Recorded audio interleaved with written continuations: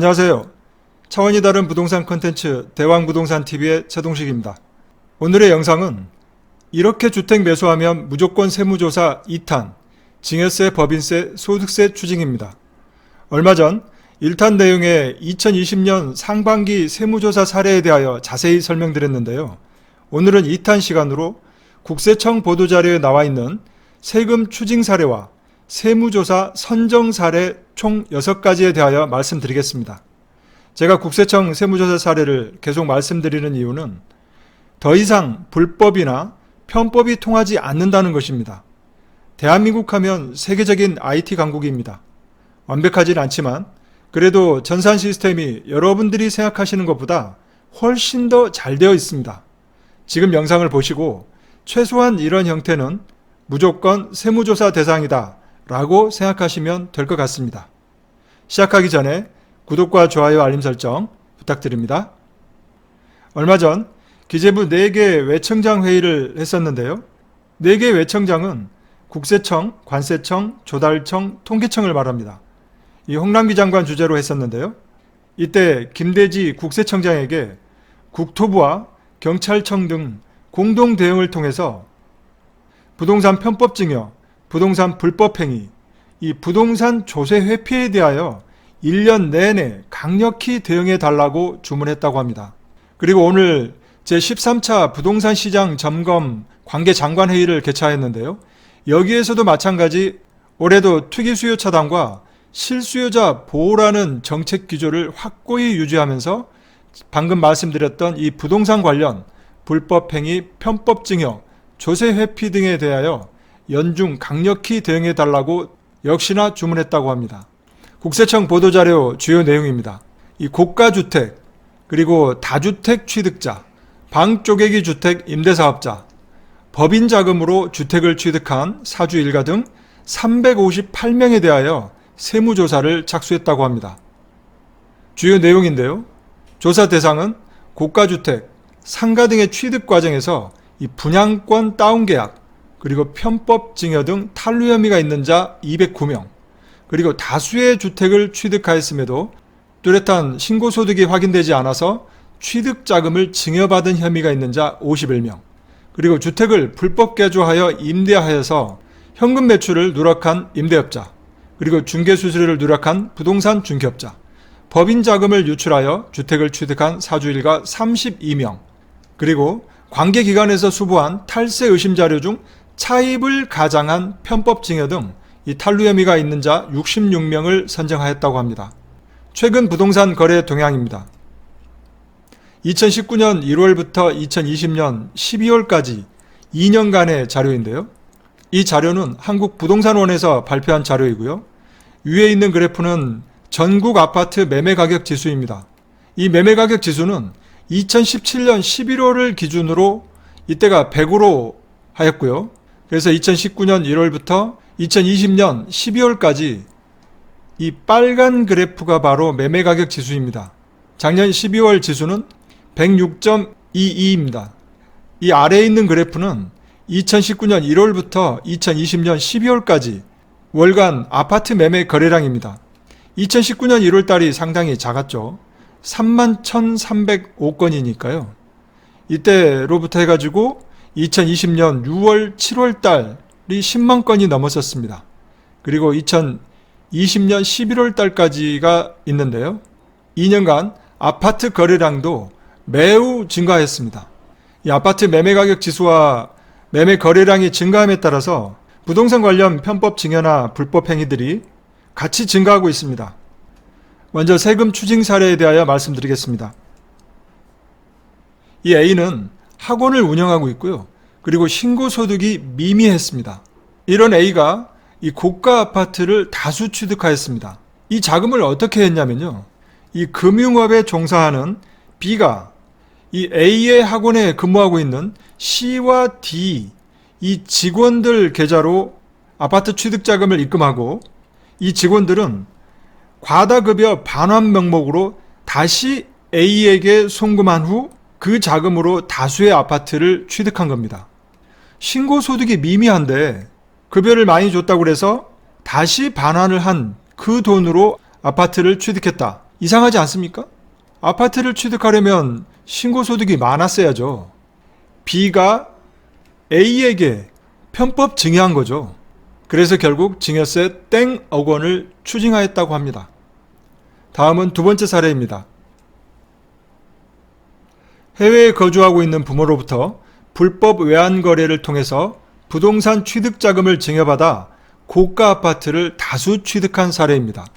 이 경우는 이 신고소득이 없는 외국 국적 연소자였습니다.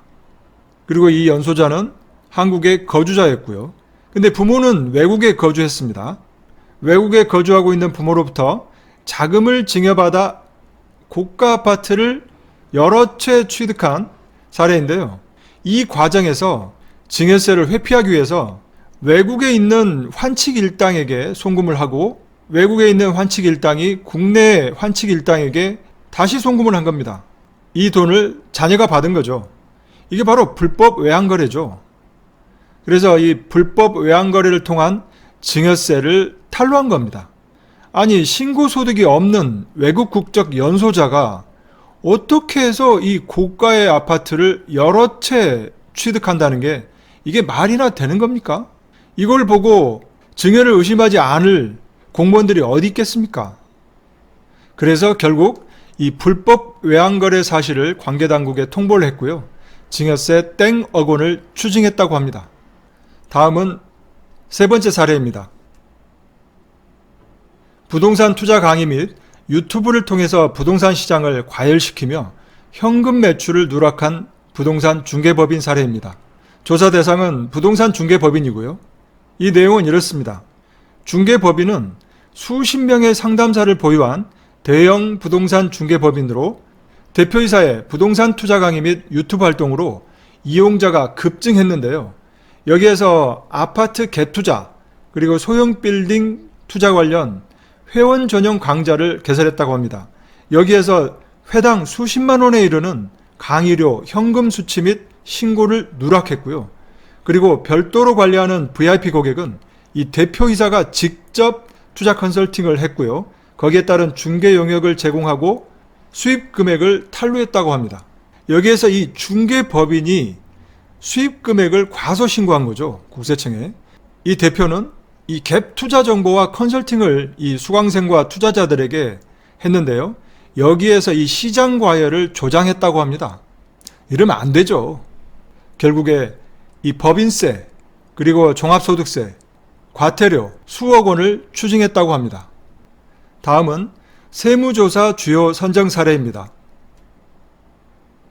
법인 자금을 유출하고 매출 누락을 통해서 고가주택과 상가를 취득하고 그리고 이 배우자에게 주택 취득 자금을 편법 증여한 혐의입니다. 이러한 혐의가 있어서 세무조사 대상이 되었는데요. 주요 내용은 이렇습니다. 이 제조법인 그리고 같은 업종의 개인 판매업체를 이 함께 운영하는 남편 A씨 급여 등 신고소득이 땡억 원에 불과함에도 이 땡땡억 원의 고가주택 및 상가를 취득한 거죠. 그리고 소득이 없는 전업주부죠. 전업주부인 배우자 B씨에게 땡땡억 원을 증여해서 땡땡억 원인 고가주택을 취득한 겁니다. 여기에서 이 사업자 남편 A씨의 이 법인 자금 유출, 그리고 이 개인 사업체 D에서의 매출 누락, 그리고 남편 A가 배우자 B에게 주택 취득 자금 편법 증여, 이 모두가 의심되는 사례죠. 사업자 A와 배우자 B의 자금 출처 조사를 착수할 예정이라고 합니다. 금방 드러날 일이죠. 이 고가주택 땡땡억 원, 그리고 상가 이걸 취득하고, 그리고 고가주택 땡땡억 원의 고가주택을 취득하고, 남편이 취득하고 부인이 취득했다면 거기에 따른 분명한 소득이 있었어야 되겠죠. 그리고 자금 출처에 대한 증빙이 있어야죠. 다음은 선정 사례 두 번째 내용입니다. 유명 학원가 일대에서 방 쪼개기 등을 통해서 주택을 임대하면서 수입 금액을 누락한 임대사업자 내용입니다. 학원가에 있는 건물과 주택을 임대하고 있는 이 임대사업자가 이 방 쪼개기를 한 거죠. 방 쪼개기를 해서 임대료를 현금으로 받은 겁니다. 그리고 이 방은 무려 수십 개로 분리했다고 하는데요. 학원 수험생들을 대상으로 할인을 해준다고 하면서 현금 결제를 유도했죠. 그래서 이 수입 금액 신고를 누락했고 거기에 따른 임대소득 과소신고를 한 겁니다. 그래서 임대사업소득에 대한 신고 누락 조사를 착수할 예정이라고 합니다. 불법으로 방을 쪼개니까 수입 금액을 또 제대로 신고할 수가 또 없었겠죠. 다음은 마지막 사례입니다. 이 사설 주식 컨설팅 회사를 운영하며 현금 수입을 누락하고 가공 경비를 계상하여 사주 일가 고급 아파트를 취득한 사례입니다. 이 어떻게 된 거냐면요. 사설 주식 정보업체를 운영하면서 개인 투자자의 이 회원 등급이 높을수록 고급 정보를 준다는 미끼로 고액의 월 회비를 받았습니다. 거기에 따른 현금 매출을 누락했고요. 그리고 근무 사실이 전혀 없는 유학 중인 미성년 자녀, 그리고 이 전업주부인 배우자, 이 두 사람한테 허위로 이 사설 주식 정보업체에 근무했다고 해서 인건비를 지급한 겁니다. 그래서 결국엔 법인 소득을 탈루한 혐의인데요. 이 두 사람 명의로, 배우자와 자녀 명의로 서울에 있는 고급 아파트를 또 취득했습니다. 그래서 이 취득자금 증여 혐의까지 있습니다. 결국 이 법인 수익 금액 탈루, 가족 명의 허위 인건비, 고급 아파트 취득자금에 대한 이 증여 혐의 연계 여부를 조사한다고 합니다. 지금까지 총 6가지의 추징 사례와 선정 사례에 대해서 알아봤고요. 이 국세청의 부동산 취득자금 및 부채 상환 검증 시스템이 있습니다. 이런 건데요. 이 탈세 혐의 검증을 위해서 이 부동산 등기 자료를 보고요. 그리고 부동산 거래관리 시스템이라고 하는 이 자료를 봅니다. 이 부동산 거래관리 시스템이 뭐냐면 부동산 거래를 하면 통상 공인중개사들이 거래 내역을 해당 지자체에 신고하는데요. 이게 바로 부동산 거래관리 시스템입니다. 그리고 관계기관에서 수보한 탈세 의심 자료를 상시 분석한다고 합니다. 그리고 이 신종 세금 탈루를 발굴하는 부동산 거래 탈루 대응 TF가 각 지방청에 구성되어 있다고 합니다. 마지막으로 이 부채 사후 관리까지 하고 있는데요. 이 부채에 대해서 자력으로 변제를 하고 있는지, 또 아니라면 실제 증여 여부까지 부채 사후 관리를 철저히 하고 있다고 합니다. 지금 보고 계시는 이 모든 내용들이 바로 부동산 취득자금 및 부채 상환 검증 시스템입니다. 불법이나 편법, 이런 거 하다 보면 잠도 잘 못 자는데요. 어쨌든 이 불법이나 편법보다 정정당당하게 사는 게 건강에도 좋을 것입니다. 오늘 영상은 여기까지입니다. 많은 도움이 되셨다면 구독과 좋아요 버튼 꼭 눌러주시고요. 더 좋은 콘텐츠를 올리는데 큰 힘이 되겠습니다. 감사합니다.